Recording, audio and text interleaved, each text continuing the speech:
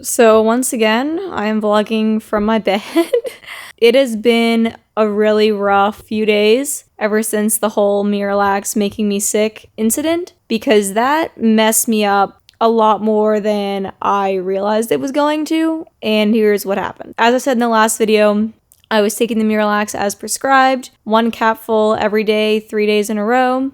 Wednesday, I got super sick from it, and I was having diarrhea all day and throwing up and had to leave work early, and it was terrible. Well, the whole diarrhea thing continued on to Thursday, so that was happening on Thursday as well. And because of the diarrhea and the vomiting, I think my electrolytes got really messed up. And so by Thursday night, I had a super bad headache. I felt really delirious. I felt like just super out of it. I was trying to edit video and do various things, and I just could not do anything or focus on anything. I felt so sick. I actually did eat some solid food Thursday night. I had part of a slice of pizza and some handfuls of popcorn, and that sat fairly well after eating. Actually, it didn't sit well. Oh my gosh, I'm so out of it that I can't remember what happened last night. So I ate part of the pizza and some popcorn, and then the whole rest of the night I was dry heaving. So all night I was dry heaving. My body was trying to keep the pizza in, or part of the pizza that I ate in, as much as it could, but I was just dry heaving all night. It was awful, super delirious. And then I realized, maybe this is from electrolytes, because all I had been eating all week before I had the part of a slice of pizza and got super nauseous from it and was dry heaving all night. So before that, I had only been having Kate Farm shakes the entire week. And the Kate Farm shakes, they are really pretty low in salt, and they're fairly low in potassium. There's only like 10% of your daily value of each in each shake, and that's all I had been having. And I had only been having 2 or 3 a day, probably about 3 a day, so I just wasn't getting enough salt or potassium, and then I had all these liquid losses, and so I realized that's probably what it was. So I have these liquid IV packets, and I had 2 packets last night. I put them in water, and I stayed up late last night so I could get the 2 packets mixed into water in me. By the time I went to bed, my headache was gone, and I was feeling better. Not great, but better. My headache was gone. I felt more human. And when I woke up this morning, I was still feeling better. I was like, okay, great, but I should bring some liquid IV to work. Get to work, drink some liquid IV and some water. Then I go into my upper abdominal pain that I get that's super, super intense, right where my ribs meet, right at the top of my abdomen. And it's so intense that I feel like I can't breathe, and I just start questioning, should I even stay at work? I did stay at work, I did stick it out, but it was tough to work through all the pain that I had. So then I was like, well, I was so shaky too because of not eating very much and this whole thing. So then I'm shaky, so I try to drink a Kate Farm shake, and I'm just shaking, trying to drink this shake, and I do drink it. I drink the whole thing, but then I get even more pain because eating and drinking makes the pain way worse. So then I'm just thrown into all this pain. I had a headache. And because of all this pain, I only drank 1 of the liquid IV packets. And liquid IV packets have a 20% every daily value of salt. So they have 500 milligrams of salt in them, I think.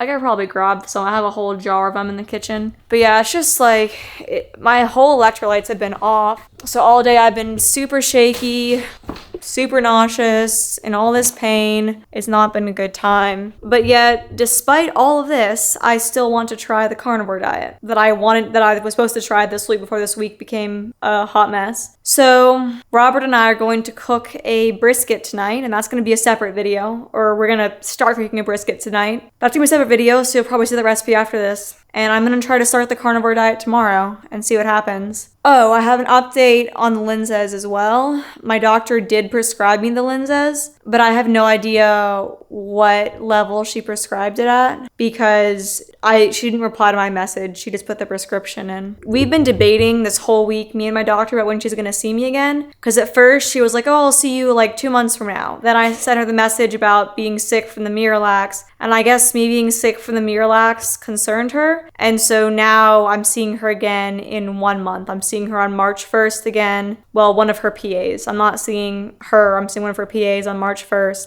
And then I'll have been on the antidepressant at the low abdominal pain management dosage I'll have been on that for a month or more than a month when I see her. And then I'll have been on the Linzess for a month. I'm going to start the Linzess. We haven't picked it up yet. So I'll probably start it Saturday or Sunday because I have to take it in the morning. So I'll probably start it on Sunday. But yeah, let's look at the liquid IV and see. This is my jar of liquid IV that I've had this for a while because sometimes I do get into these like weird electrolyte imbalances and I get really, really sick. Like I honestly was even almost fainting a bunch of times Wednesday, Thursday, and today. I would get out of my chair at work to go print something or go to the bathroom or something, and I would just fall back into my chair because my head would be so light. Like it's gotta be my salt imbalance or something. But yeah, these that I have, the liquid IVs, they have 500 milligrams of sodium and they have 380 milligrams of potassium.